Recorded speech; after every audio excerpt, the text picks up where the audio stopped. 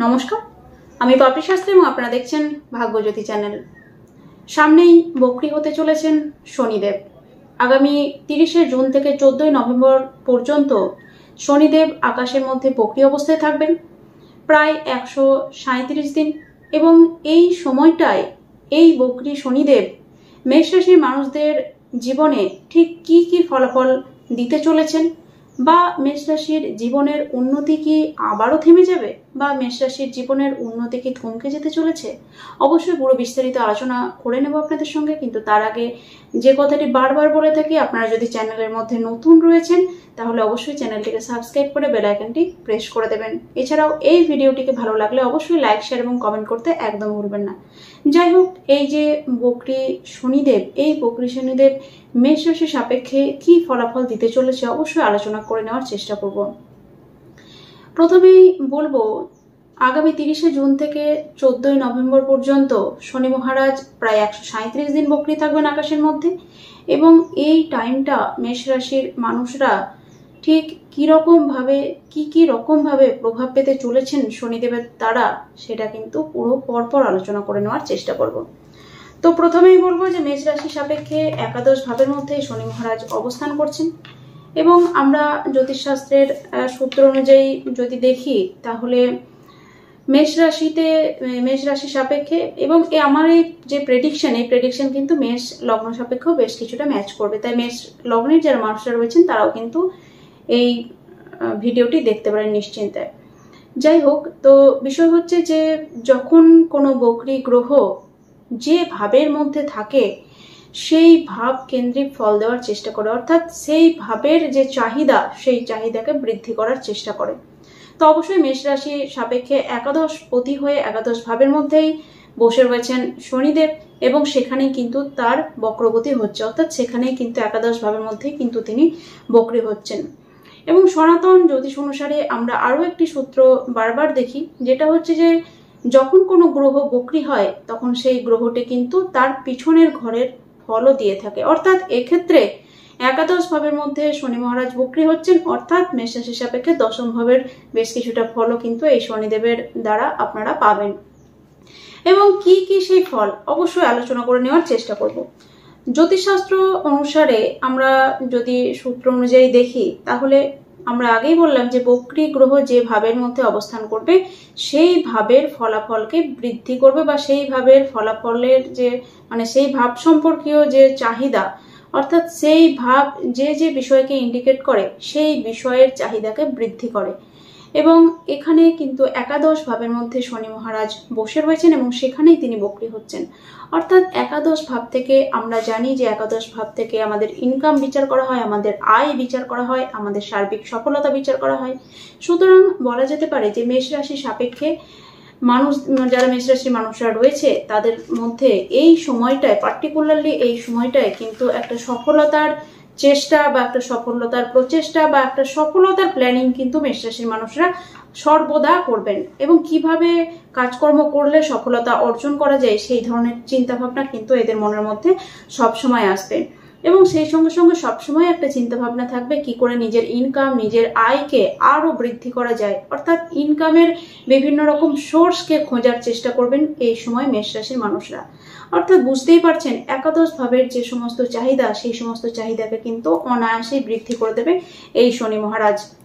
এবং শাস্ত্র অনুযায়ী আমরা আরো একটি সূত্র পাই, যেটা হচ্ছে যে একাদশ ভাবের মধ্যে যখন কোনো গ্রহ অবস্থান করে তখন কিন্তু সেই গ্রহটি, সে শুভ গ্রহই হোক বা অশুভ গ্রহই হোক না কেন, সেই গ্রহটি কিন্তু অবশ্যই সেই রাশি বা লগ্নের মানুষদের কিছু না কিছু দিয়ে যায়।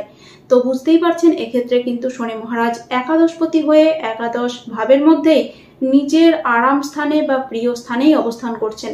তাই শনি মহারাজের এই যে অবস্থান, এই অবস্থানে আপনাদেরকে কিন্তু উনি বেশ কিছুটা দিয়ে যাওয়ার চেষ্টা করবেন। তাই তার মতে চলার চেষ্টা করুন, তার মতো করে জীবনের দিকে এগোনোর চেষ্টা করুন, তাহলে কিন্তু আপনারা সামনের দিনগুলোতে অনেক কিছু পাবেন, সেটা বলা যেতে পারে।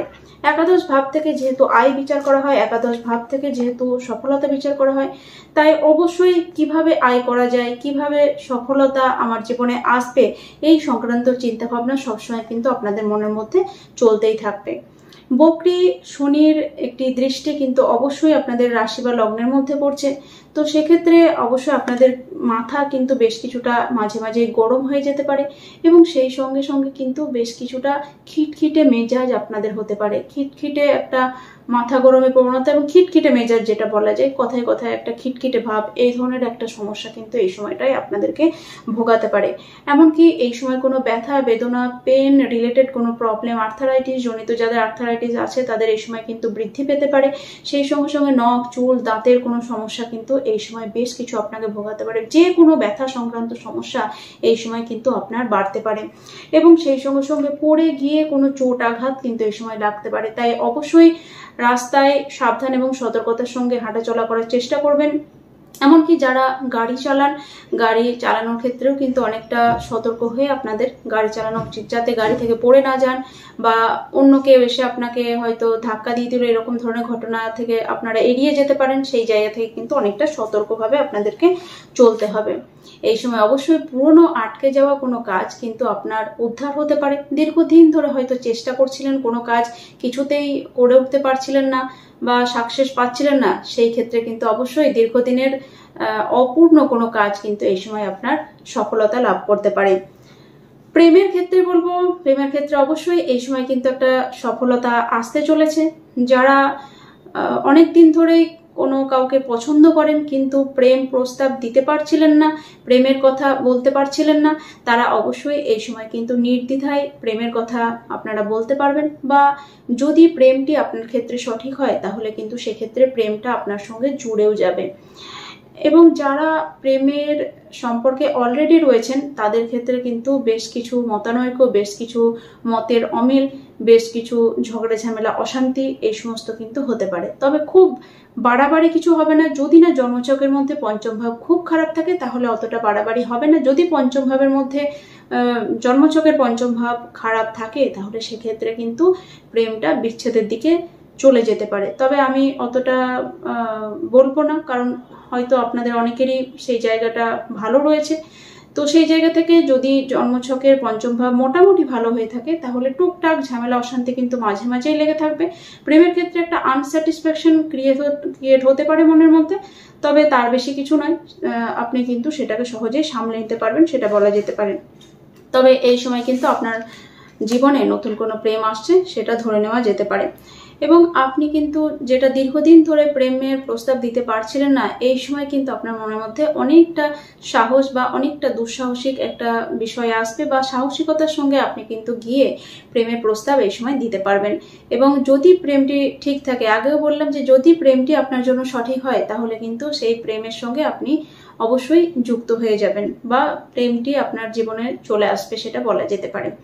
সন্তানের ক্ষেত্রে বলবো, আপনি যাদের সন্তান রয়েছে আপনাদের সন্তানরা কিন্তু বেশ কিছু অমনোযোগী হতে পারে, সন্তানরা বেশ কিছুটা অবাধ্য হতে পারে, আপনার কথার বাইরে যেতে পারে। সন্তানের শরীর স্বাস্থ্য নিয়েও কিন্তু বেশ কিছুটা দুশ্চিন্তা আপনাকে মাঝে মাঝেই ভোগাতে পারে এবং সন্তান সংক্রান্ত যে কোনো রকম সমস্যা কিন্তু আপনার জীবনে অনেকটা আনস্যাটিসফ্যাকশন সন্তানকে নিয়ে ক্রিয়েট করতে পারে। অর্থাৎ সন্তানকে নিয়ে একটা টানাপোড়েন কিন্তু এই সময় আপনাদের চলতে পারে। যারা নতুন করে মা বাবা হওয়ার প্ল্যানিং করছেন বা নতুন করে সন্তান নেওয়ার প্ল্যানিং করছেন তাদের ক্ষেত্রে অনেক বেশি সতর্ক হতে হবে। এক্ষেত্রে অবশ্যই জন্মছক বিচার করিয়ে তবেই এই সময় প্ল্যান করা উচিত, নইলে কিন্তু আপনাদের সমস্যা আসতে পারে এবং সন্তান নেওয়ার ক্ষেত্রে অনেকটা ডিলেনেস চলে আসতে পারে এই জায়গায়। এবং যাদের গর্ভে অলরেডি সন্তান রয়েছে তাদের ক্ষেত্রে অনেক বেশি সাবধান এবং সতর্কতার সঙ্গে চলতে হবে এবং অনেক বেশি নিজের যত্ন বা খেয়াল রাখার প্রয়োজন রয়েছে এক্ষেত্রে। আপনাদের জীবনে নতুন যেমন কোনো মানুষের বেশ কিছু মানুষের প্রবেশ ঘটবে বা নতুন বেশ কিছু মানুষের সঙ্গে আপনাদের সম্পর্ক তৈরি হবে, তেমনই কিন্তু পুরনো বেশ কিছু মানুষ যারা আপনার জীবনে ছিল তাদের সঙ্গে সম্পর্কের হানি হবে বা সম্পর্কের একটা টানাপোড়েন কিন্তু চলতে থাকবে। এবং পুরনো কোনো মানুষ কিন্তু আপনাদের সঙ্গে কোনো শত্রুতা করতে পারে, পুরনো কোনো মানুষের সঙ্গে আপনাদের অনেকটা একটা সম্পর্কের টানাপোড়েন অবশ্যই চলতে পারে এবং পুরনো মানুষের সঙ্গে সম্পর্কের বিচ্ছেদও ঘটতে পারে, সেটা কিন্তু এই সময় হতে পারে। এবং নতুন মানুষ অবশ্যই আপনাদের সঙ্গে পরিচিত হবে, কিন্তু নতুন মানুষকে অন্ধবিশ্বাস করে কখনোই কিন্তু সবকিছু তার হাতে ছেড়ে দেবেন না, কারণ এই সময় কোনো নতুন মানুষকে বিশ্বাস করে আপনার ঠকে যাওয়ার মতো যোগও কিন্তু রয়েছে। তাই অবশ্যই কিন্তু আপনাদেরকে সাবধানে থাকতে হবে। এমনিতেই মেষ রাশির মানুষরা অত্যন্ত ভালো মনের মানুষ হয়, অত্যন্ত উদার মনের মানুষ হয়, অত্যন্ত সহজ সরল প্রকৃতির হয়ে থাকে, যার ফলে তারা বারবার বিশ্বাস করে কিন্তু ঠকে যায়।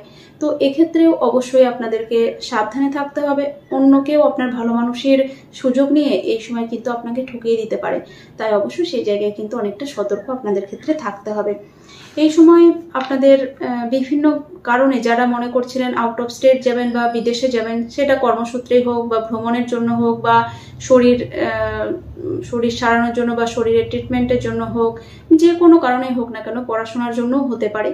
তো এই সময়টায় কিন্তু নিশ্চিন্তে আপনারা বিদেশ যেতে পারেন এবং আপনাদের এতদিন ধরে যে কোনো কারণের জন্য হয়তো যাওয়াটা আটকে যাচ্ছিল, এই সময় কিন্তু আপনারা নিশ্চিন্তে যেতে পারবেন। অর্থাৎ এই সময় কিন্তু আপনাদের যাওয়াটা মোটামুটি কনফার্ম, সেটা বলা যেতে পারে।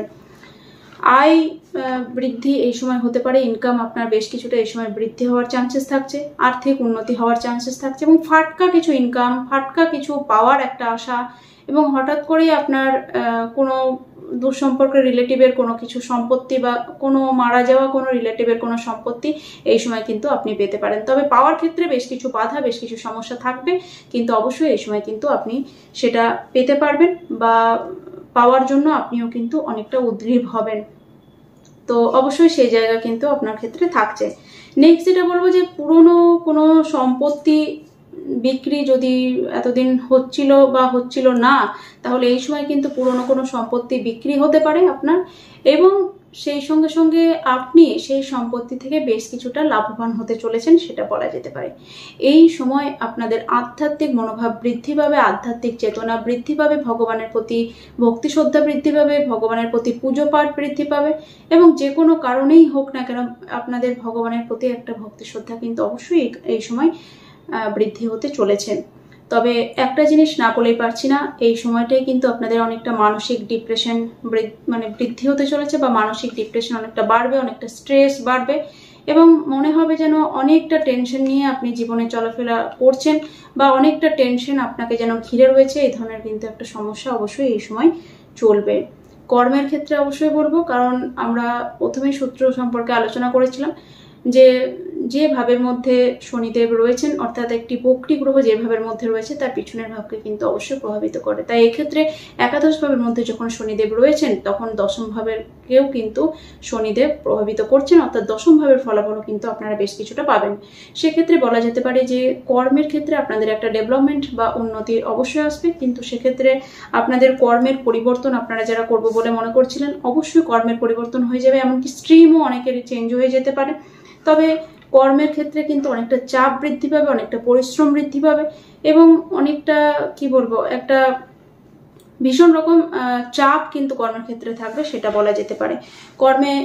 যারা কর্মের জন্য প্রচেষ্টা করছেন, নতুন করে চেষ্টা করছেন, তাদের কর্মপ্রাপ্তির ক্ষেত্রেও কিন্তু বেশ কিছুটা বাধা আসার কথা, এবং প্রথম দিকে বাধা আসবে। যদি আপনারা বাধাকে কাটিয়ে সামনের দিকে এগিয়ে যান, তাহলে অবশ্যই নতুন কর্মপ্রাপ্তির সুযোগও কিন্তু আপনাদের ক্ষেত্রে থাকছে। যারা পুরনো কর্ম করছেন, অলরেডি চাকরির মধ্যে রয়েছেন, তাদের ক্ষেত্রে বেশ কিছু গুপ্ত শত্রু আপনাদের কর্মক্ষেত্রে অনেক রকম সমস্যা করতে পারেন, কিন্তু আপনার মনোবলের কাছে তারা কিন্তু হেরে যেতে পারে, এবং কখনো কখনো আপনারও এই নিয়ে কিন্তু একটা ডিপ্রেশন, এই নিয়ে একটা স্ট্রেস, একটা চাপা, একটা কি বলবো দুঃখ আপনাদের মনের মধ্যে কাজ করবে। তবে এটা কিছুই নয়, আপনাদের কর্মের ক্ষেত্রে অবশ্যই এই টাইমে কিন্তু অনেকটা ডেভেলপমেন্ট আসতে চলেছে, এবং পরিশ্রমকে যদি আপনি বৃদ্ধি করতে পারেন, আরো যদি আপনি মন দিয়ে কাজ করতে পারেন সমস্ত কিছুকে উপেক্ষা করে, তাহলে অবশ্যই এই সময় কিন্তু আপনাদের কর্মক্ষেত্রে একটা দারুণ ডেভেলপমেন্ট আসতে চলেছে। তো মোটামুটি ভালো মন্দ মিশিয়ে আপনাদের সামনের দিনগুলো, শনি মহারাজ যখন বকরি থাকবেন সেই দিনগুলো কেমন কাটবে বলার চেষ্টা করলাম, এবং আপনাদের উন্নতি থমকে যাবে কিনা সেটাও নিশ্চয়ই আপনাদেরকে বুঝিয়ে বলার চেষ্টা করলাম। আপনারা হয়তো অনেকেই বুঝতে পেরেছেন। তো ওভারঅল বলা যেতে পারে যে মোটামুটি আপনাদের ক্ষেত্রে সমস্ত বিষয় নিয়ে আলোচনা করলাম। ওভারঅল বলা যেতে পারে ভালো মন্দ মিশিয়েই সমস্ত ফলাফল আমরা লক্ষ্য করলাম। তবে যে যে বিষয়গুলো বললাম সেগুলোতে অবশ্যই সতর্ক থাকার চেষ্টা করুন, এবং ভালো মন্দ সবকিছুই বললাম, তো সবকিছু নিয়েই চলার চেষ্টা করুন। আর কথা বাড়ালাম না, আবারও কোনো ভিডিওতে আপনাদের সঙ্গে দেখা হচ্ছে। ততক্ষণের জন্য প্রত্যেকে ভালো থাকুন, এবং অবশ্যই চ্যানেলটিকে কিন্তু সাবস্ক্রাইব করতে ভুলবেন না, এবং সেই সঙ্গে সঙ্গে বেল আইকনটি প্রেস করতে ভুলবেন না। যাই হোক, নমস্কার।